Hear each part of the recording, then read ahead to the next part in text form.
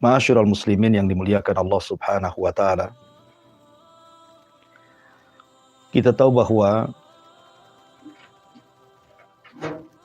putra dan putri Nabi sallallahu alaihi wasallam itu berjumlah 7 orang.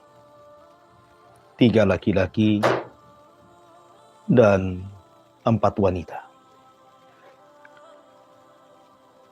Dan kita tahu bahwa istri-istri Nabi sallallahu alaihi wasallam jumlahnya 11 istri. Tetapi yang memberikan keturunan kepada Nabi sallallahu alaihi wasallam hanya dari 2 wanita mulia. Pertama Khadijah bintu Khuwailid dan yang kedua Maria Al-Qibtiyah radhiyallahu anhunna. Ma'asyiral muslimin yang dimuliakan Allah Subhanahu wa taala. Adapun dari Khadijah bintu Khuwailid lahir 4 putri dan 2 putra.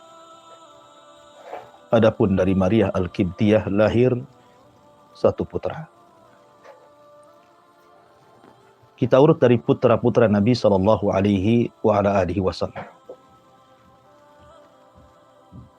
Ketika Nabi sallallahu alaihi wasallam menikah dengan Khadijah di usia yang cukup muda, 25 tahun. Dan Khadijah ketika itu berusia 40 tahun. Maka sebelum diangkat menjadi Nabi dan Rasul, Allah Subhanahu wa taala anugerahkan kepada Nabi sallallahu alaihi wasallam seorang putra yang sangat dicintai Rasul. Namanya Al-Qasim. Sebab itulah maka Nabi sallallahu alaihi wasallam dikunyah dengan anak pertamanya dengan sebutan Abul Qasim. Makanya dalam hadis Nabi sallallahu alaihi wasallam Rasul mengatakan man shama fi yaumin yushakku fihi faqad asaba al-Qasim. Barang siapa yang berpuasa pada hari yang diragukan, maka dia telah bermaksiat kepada bapaknya Qasim. Maksudnya Nabi sallallahu alaihi wasallam. Tetapi dengan izin Allah Subhanahu wa taala dan takdir yang sudah ditetapkan, rupanya Qasim meninggal di usia 2 tahun. Dan itu kesedihan yang luar biasa bagi Nabi sallallahu alaihi wasallam dengan meninggalnya putra pertama Qasim ibn Muhammad sallallahu alaihi wasallam. Kemudian setelah Qasim meninggal, maka Nabi sallallahu alaihi wasallam dianugerahi berturut-turut 4 anak perempuan.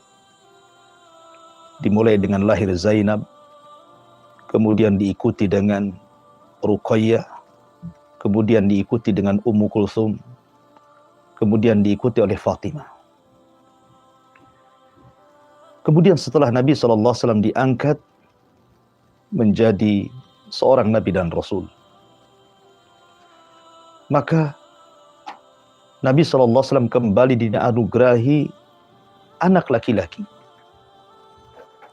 yang kemudian Nabi SAW memberikan laqab dengan sebutan At-Tayyib atau At-Tahir, karena lahir setelah diutusnya menjadi Nabi dan Rasul. Abdullah disebut anak yang baik dan anak yang suci.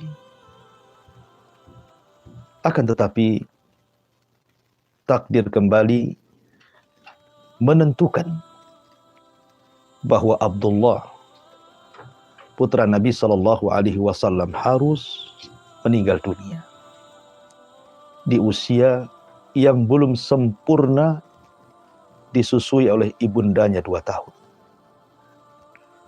Dan ini yang menjadikan Khadijah menangis. Ketika Abdullah meninggal dunia, Nabi SAW masuk ke rumah Khadijah. Dan Khadijah ketika itu sedang menangisi putranya Abdullah yang sudah meninggal. Maka Nabi sallallahu alaihi wasallam kemudian menenangkan Khadijah dan mengatakan, "Ya Khadijah, tenang saja. Sesungguhnya Abdullah kelak akan ada yang menyusui di surga Allah Subhanahu wa taala." Kemudian Nabi sallallahu alaihi wasallam menenangkan Khadijah ketika Khadijah meminta agar dia mendengarkan suara putranya Abdullah kelak di surga. Maka Rasul sallallahu Khadijah radhiyallahu anha mengatakan, "Bal sadaqallahu wa rasuluh." Bahkan telah benar firman Allah dan juga sabda Rasulnya. Ada yang mengatakan ketika meninggal Abdullah, karena meninggalnya Abdullah itu beberapa tahun sebelum hijrah, ada seorang asqal kaum, orang yang paling buruk di antara kaum, namanya Al-As ibn Wa'il As-Sahmi. Tiba-tiba kemudian mengejek Rasul dan mengatakan, "Butira Muhammad, butira Muhammad." Muhammad sudah habis. Muhammad tidak mungkin dikenang kembali. Karena adat istiadat jahiliyah bahwa manusia akan dikenang itu kalau memiliki keturunan anak laki-laki. Ketika anak laki-lakinya meninggal, maka habislah orang itu. Maka Rasul sedih. Sehingga Allah Subhanahu wa taala menghibur Rasul bahwa dia akan mendapatkan nikmat yang banyak. Bahwa orang yang mencelanya, merekalah yang akan terputus. Dan engkau akan senantiasa dikenang baik di dunia ataupun di akhirat. Maka Allah Subhanahu wa taala firmankan, "Inna a'tainakal kautsar fasalli li rabbika wanhar inna syani'aka huwal abtar."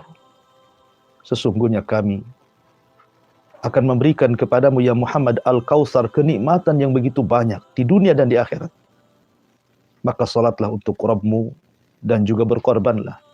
Sesungguhnya orang-orang yang mencelamu, yang mengatakan engkau terputus, merekalah yang akan terputus dan tidak pernah akan dikenang selamanya, baik di dunia ataupun di akhirat. Ma'asyiral muslimin yang dimuliakan Allah Subhanahu wa taala. Maka setelah Nabi sallallahu alaihi wasallam hijrah, kemudian Nabi sallallahu alaihi wasallam mendapatkan hadiah seorang budak dari Mesir. Namanya Maria Al-Kibtiyah, budak dari seorang raja Mesir Muqawqus. Kemudian Nabi SAW menggauli Maria Al-Kibtiyah. Dan Allah Subhanahu wa taala menganugerahi putra terakhir Nabi SAW, dan ini di akhir-akhir kehidupan Rasul. Namanya Ibrahim. Karena teringat dengan kakeknya Ibrahim yang pernah mendapatkan hadiah seorang budak Hajar dari seorang raja Mesir. Maka dia pun ketika melihat Maria kemudian memiliki putra dari keturunannya, maka Rasul sallallahu alaihi wasallam pun kemudian memberi nama putra terakhir beliau adalah Ibrahim. Akan tetapi ma'asyiral muslimin yang dimuliakan Allah Subhanahu wa taala, kembali takdir Allah Subhanahu wa taala. Ketetapan Allah Subhanahu wa taala tidak bisa dihindarkan. Ibrahim harus meninggal dunia, pupus usia, menyisakan kesedihan bagi Nabi sallallahu alaihi wasallam. Sampai kemudian ketika Nabi sallallahu alaihi wasallam masuk ke kamar kemudian melihat Ibrahim sudah meregang nyawa, maka Nabi sallallahu alaihi wasallam pun kemudian menggendong Ibrahim, kemudian menciumnya. Rasul pun sedih, bahkan Rasul menangis. Sampai akhirnya kemudian Abdurrahman ibn Auf radhiyallahu an bertanya soal tangisan Nabi sallallahu alaihi wasallam.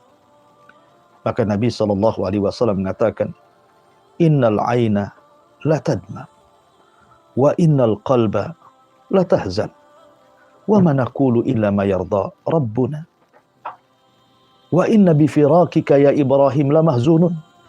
Ya Abdurrahman, mata ini bisa mencucurkan air mata.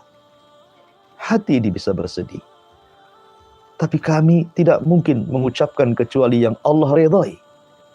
Dan perpisahan kami dengan Ibrahim, ya Abdurrahman, sungguh sangat menyesakkan dada. Dari sini terjadi sebuah keanehan di alam semesta. Saat kematian Ibrahim, putra Nabi SAW, terjadi gerhana matahari total yang membuat takut orang-orang jahiliyah kala itu. Dan mereka menyangka bahwa gerhana itu karena kematian Ibrahim.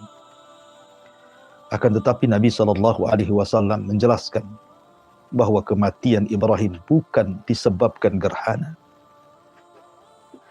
Nabi SAW langsung berkhutbah dan menjelaskan bahwa matahari dan bulan itu hanya sebagai tanda-tanda kuasa Allah. Ketika terjadi gerhana hanya untuk menakut-nakuti hambanya. Maka Nabi SAW memerintahkan sahabat untuk sholat, memperbanyak istighfar, bersedekah, dan senantiasa berzikir kepada Allah Jalla fi'ula. Ma'asyiral muslimin yang dimuliakan Allah Subhanahu wa ta'ala. Adapun putri-putri Nabi SAW dan juga sebab-sebab wafatnya putri-putri Nabi, kemudian usia saat wafatnya, ini pun menyisakan kesedihan kepada Nabi SAW karena 3 putrinya meninggal sebelum Nabi SAW meninggal. Ma'asyiral muslimin yang dimuliakan Allah Subhanahu wa ta'ala. Dari sini ujian baru bagi Nabi SAW. Sudah semua putranya meninggal dunia. Giliran putri-putri beliau, 3 di antaranya meninggal sebelum Nabi SAW wafat, kecuali Fatimah. Bagaimana kisahnya? Ma'asyiral muslimin yang dimuliakan Allah Azza wa Jalla. Yang pertama, putri Nabi SAW yang paling besar adalah Zainab. Zainab bintu Rasulullah SAW, putri daripada Khadijah bintu Khuwailid radhiyallahu anhu. Dilahirkan sebelum Nabi SAW diangkat menjadi Nabi. Zainab pun kemudian menikah dengan seorang laki-laki. Namanya Abul As ibn Rabi. Dan keluarganya menjadikan percontohan kecintaan dalam keluarga Muslim sepanjang masa. Antara kecintaan Zainab kepada Abul As ibn Rabi yang tidak lekang dimakan zaman sampai keduanya pupus usia. Dan tentu akan berjumpa di sorga. Ma'asyiral muslimin yang dimuliakan Allah Azza wa Jalla. Zainab adalah anak putri terbesar Nabi SAW. Ketika terjadi perang Badar, Zainab masih tetap di Mekah bersama suaminya. Subhanallah, dan suaminya masih kafir. Dan ikut dalam tentara Abu Jahal. Akhirnya tertawan. Ketika tertawan, maka Abu Bakar Siddiq radhiyallahu anhu ketika itu bersikap terhadap tawanan-tawanan Badar. Di antara seluruh sikap sahabat, Rasul mengambil sikap Abu Bakar agar tawanan itu ditebus. Zainab tidak punya harta untuk menebus, kecuali hanya gelang yang pernah dihadiahkan Khadijah saat menikahnya dengan Abil As ibn Rabi. Ketika gelang ataupun kalung hadiah daripada Khadijah sampai di kota Madinah untuk membebaskan suaminya, maka Rasul melihat gelang dan kalung yang pernah dihadiahi Khadijah kepada putrinya Zainab saat menikah dengan Abul As ibn Rabi. Rasul pun menangis. Menangis. Teringat dengan istri tercintanya Khadijah, teringat dengan putra tercintanya Zainab. Sehingga dia meminta kepada para sahabat untuk dikembalikan kalung ini dan dibebaskan suami. Akhirnya pun sahabat setuju. Maka perhiasan itu dikembalikan kepada Khadijah, kepada Zainab, dan suaminya dibebaskan dengan syarat Zainab disuruh untuk kembali ke Madinah. Karena sudah turun ayat tidak boleh seorang wanita muslimah menikah dengan laki-laki musyrik. Tetapi sayang saat Zainab diberangkatkan dari Mekah ke kota Madinah, Zainab saat itu sedang hamil, mengandung. Tetapi kemudian karena ketakutan dihadang tentara orang-orang Quraisy, maka Zainab pun keguguran. Sebab keguguran dan kelelahan perjalanan Mekah ke Madinah inilah Zainab selalu sakit-sakitan.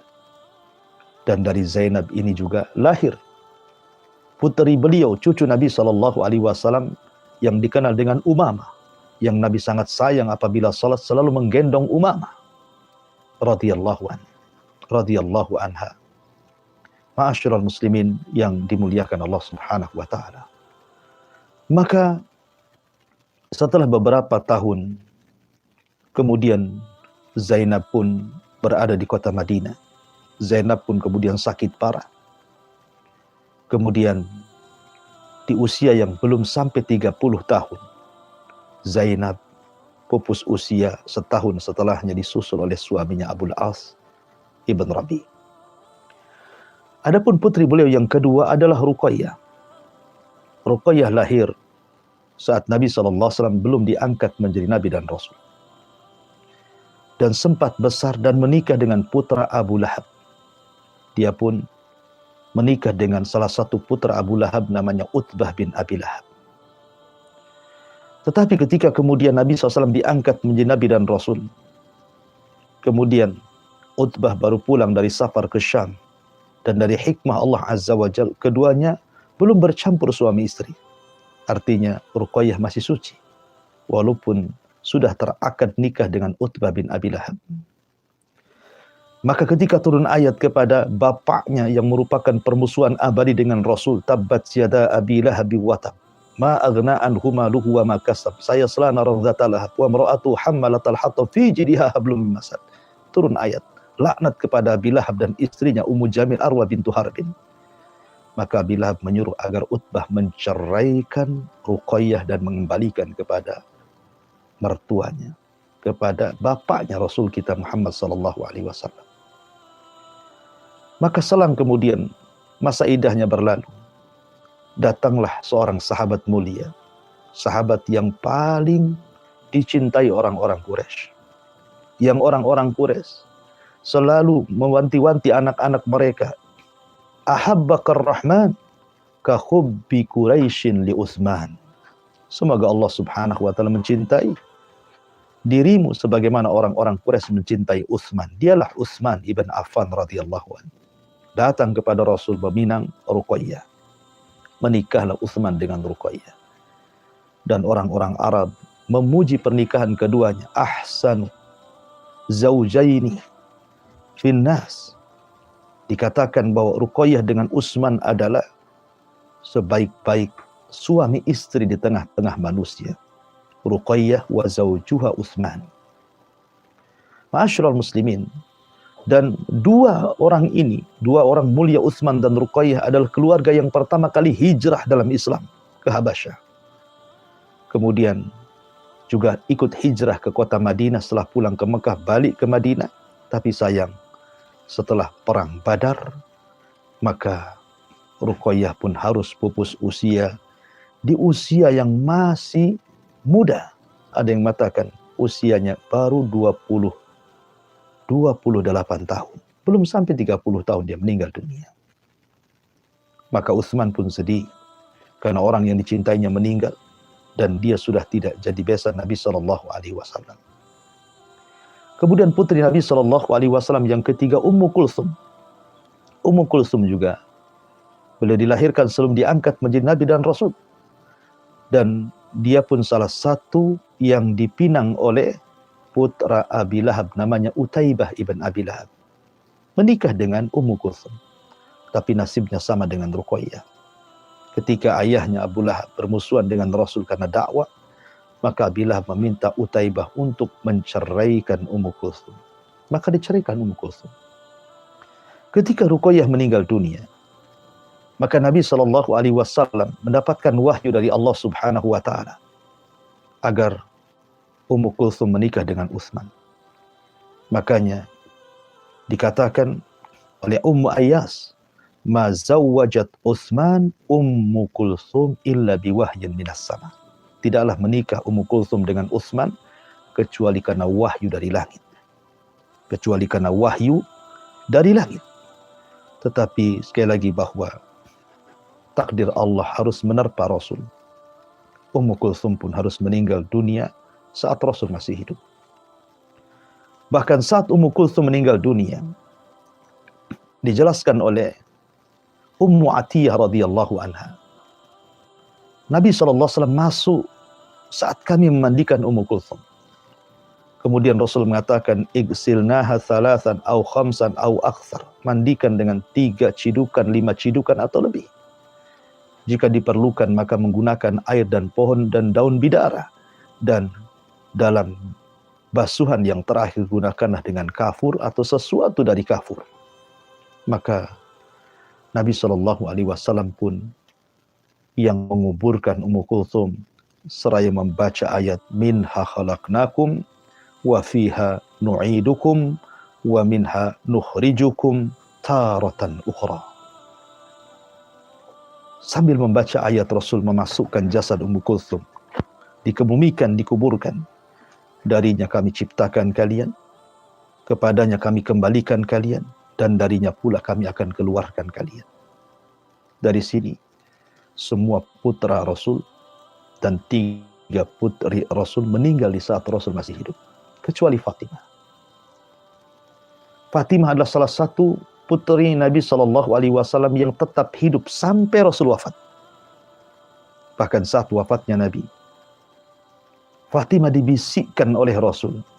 Tiba-tiba kemudian Fatimah menangis. Kemudian dibisikkan kedua kalinya, tiba-tiba Fatimah tersenyum. Sampai Aisyah radhiyallahu anha yang usianya lebih muda dibandingkan Fatimah bertanya setelah wafatnya Rasulullah, apa arti tangisan dan senyuman Fatimah saat bisikan Nabi SAW? Maka Fatimah mengatakan, adapun aku menangis. Rasul membisikkan bahwa dirinya orang yang pertama kali menyusul Rasul meninggal dunia dari keluarganya. Adapun saya tersenyum karena Rasul membisikkan bahwa aku akan menjadi pemimpin para wanita di sorga. Setelah 6 bulan, dan Fatimah juga sudah menikah dengan Ali radhiyallahu anhu, maka Fatimah pun kemudian meninggal dunia. Ada yang mengatakan usianya di 39 tahun. Afwan, di 29 tahun.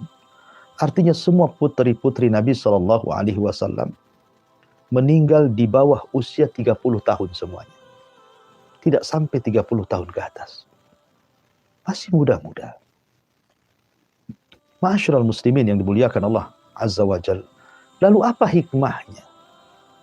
Kenapa putra-putra Nabi SAW harus meninggal?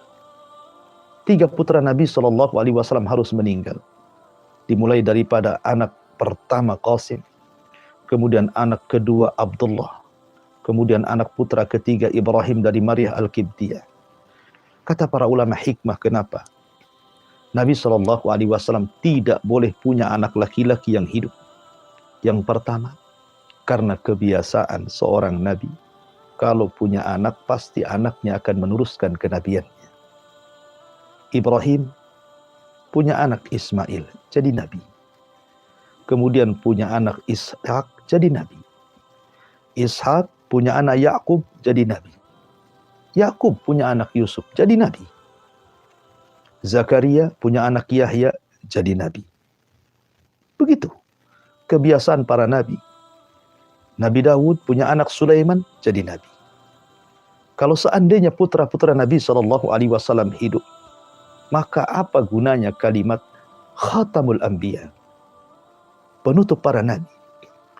Dan sabda Nabi SAW, La nabiyya ba'di, tidak ada Nabi sepeninggalku.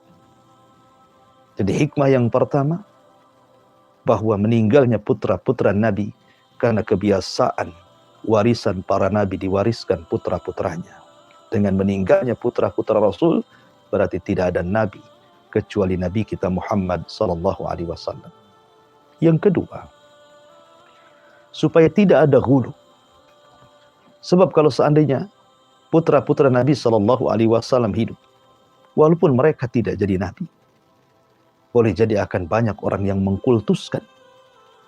Jangankan lagi putra-putra Nabi. Kita lihat cucu Nabi, Husain ibn Ali. Bagaimana orang-orang Syiah terlalu mengkultuskan sampai sebagian mereka menuhankan. Maka supaya tidak ada hulu, tidak ada ekstrim dalam memuja dan memuji dalam Islam. Sebagaimana orang-orang Nasrani tersesat karena terlampau memuji Isa, Yahudi tersesat karena terlampau memuji Uzair, maka dengan meninggalnya putra-putra Rasul, maka Islam menutup pintu al-ghulu fiddin. Kemudian hikmah yang ketiga, bahwa Nabi adalah warisan semua manusia, bukan warisan putra-putranya. Nabi itu warisan kita semuanya. Makanya Rasul mengatakan, innal anbiya la nuras. Kami para nabi tidak pernah mewariskan. Yang kami wariskan semua sedekah bagi umatnya. Jadi Nabi itu warisan kita. Warisan kita semuanya. Dan Nabi hanya mewariskan kepada para ulama.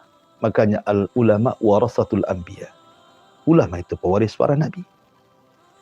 Kemudian yang keempat hikmahnya. Karena dengan tidak hidupnya putra-putra Nabi SAW, maka terjadi kekhilafahan. Kekhilafahan di luar daripada jalur kenabian. Abu Bakar dari Bani Taim, Umar dari Bani Adi, Utsman dari Bani Umayyah, Ali dari Bani Hashim. Sehingga terjadilah syura, dan itu menjadi hikmah luar biasa bahwa Islam digenggam oleh orang-orang sekitar Nabi SAW, dan tidaklah Rasul meninggal kecuali sudah tersiapkan dalam Islam semua ada. Dari seluruh aspek sahabat-sahabat Rasul SAW, apa yang dihajatkan manusia ada. Dan itulah ilmu parenting yang luar biasa dari Nabi SAW, mampu mengkader setelah wafatnya. Yang dihajatkan dalam Islam ada semuanya. Dan yang terakhir itu hikmahnya, bahwa dengan meninggalnya putra-putra Rasul, di sini ada ujian berat bagi Nabi. Karena Rasul yang mengatakan, inna asyaddal bala indallahil anbiya. Yang paling besar ujiannya hanya para nabi. Kemudian summal amsalu fal amsal. Kemudian orang setelahnya. Artinya bahwa Anda yang tidak memiliki keturunan, Nabi punya keturunan tapi meninggal, sama juga tidak punya keturunan. Atau Anda yang kemudian ditinggal meninggal oleh putra-putri, baik ketika bayi atau ketika besar, maka itu pernah dialami oleh orang terbaik manusia, Rasul kita Muhammad SAW, dan jadi sebuah teladan.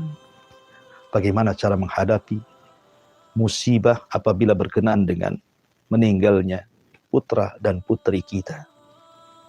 Karena bagaimanapun musibah terbesar dalam keluarga adalah ketika meninggal buah hati kita. Orang tua meninggal, musibah. Pasangan meninggal, musibah. Tapi anak meninggal, besar. Jauh lebih besar musibahnya dibandingkan meninggal orang tua ataupun pasangan. Makanya diperlukan sabar. Ada hikmah kesabaran yang dicontoh oleh umat Islam. Inilah diantara kenapa hikmah putra Nabi SAW meninggal dunia dan tidak ada satupun yang hidup. Karena memang tidak ada jalur kenabian itu dari perempuan. Karena kita tahu turunan Rasul hanya ada dari Fatimah. Dari Fatimah lahir Hasan dan Husain. Dan keduanya akan menjadi pemimpin para pemuda di sorga. Wallahu a'lam bishawab. Mudah-mudahan ada hikmah di balik kajian wafatnya putra Rasul dan putri Nabi sallallahu alaihi wasallam.